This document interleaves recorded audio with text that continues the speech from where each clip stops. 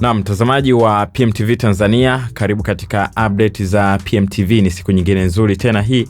Tunakutana hapa ili tuweze kupashana habari mbalimbali za nje na ndani ya mipaka ya Tanzania. Sasa muda huu nayo habari kutoka kwa kiongozi wa Korea Kaskazini huyo, ambapo inasema Kim asimamia uzinduzi wa makombora ya masafa marefu.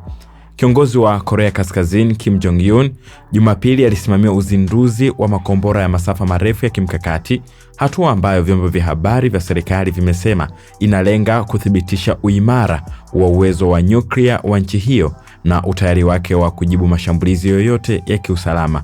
Kwa mujibu wa shirika la habari la Korea Kaskazini KCNA, Kim alieleza kuridhishwa kwake baada ya makombora hayo kuruka juu ya bahari magharibi mwa rasi ya Korea na kulenga shabaha zake kwa mafanikio. Uzinduzi huo ni sehemu ya msururu wa shughuli za kijeshi na kiuchumi zilizohudhuriwa na Kim katika kipindi cha hivi karibuni, huku utawala wake ukijipanga kuelekea mkutano mkuu wa chama tawala cha Workers' Party of Korea unaotarajiwa kufanyika mapema mwaka 2026. KCNA ilinukuu Kim akisema kuwa kuendelea kukagua ufanisi na kasi ya mwitikio wa mifumo ya kizuizi cha nyuklia cha Jamhuri ya Kidemokrasia ya Watu wa Korea ni wajibu wa kitaifa, hasa ikizingatiwa vitisho vya kiusalama vinavyoikabili nchi hiyo. Kim alisisitiza kuwa Korea Kaskazini itaendelea kuelekeza juhudi zake zote katika ukuaji usio na kikomo wa nguvu zake za nyuklia, akionyesha dhamira ya serikali yake kuimarisha uwezo wa kijeshi licha ya shinikizo la kimataifa.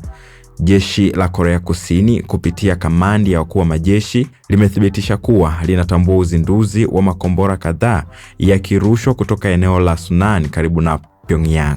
Msemaji wa Wizara ya Ulinzi ya Korea Kusini alisema kuwa mfululizo wa shughuli za kijeshi za Korea Kaskazini, ikiwemo ujenzi unaoendelea wa manowari inayotumia nishati ya nyuklia, ni vitendo vinavyohatarisha amani na utulivu wa rasi ya Korea. Ripoti ya shirika la habari la Yonhap ilinukuu afisa wa jeshi la Korea Kusini akisema kuwa Korea Kaskazini huenda ikafanya majaribio zaidi ya makombora kuelekea kipindi cha mwaka mpya, ingawa jeshi la Korea Kusini lilikataa kutoa maelezo zaidi kuhusu uwezekano huo. Nini maoni yako? Shiriki nasi hapo kwenye comment. Aviator, rusha ndege, ushinde. Wapi utatua? Uamuzi ni wako. Aviator inapatikana kupitia pmbet.co.tz.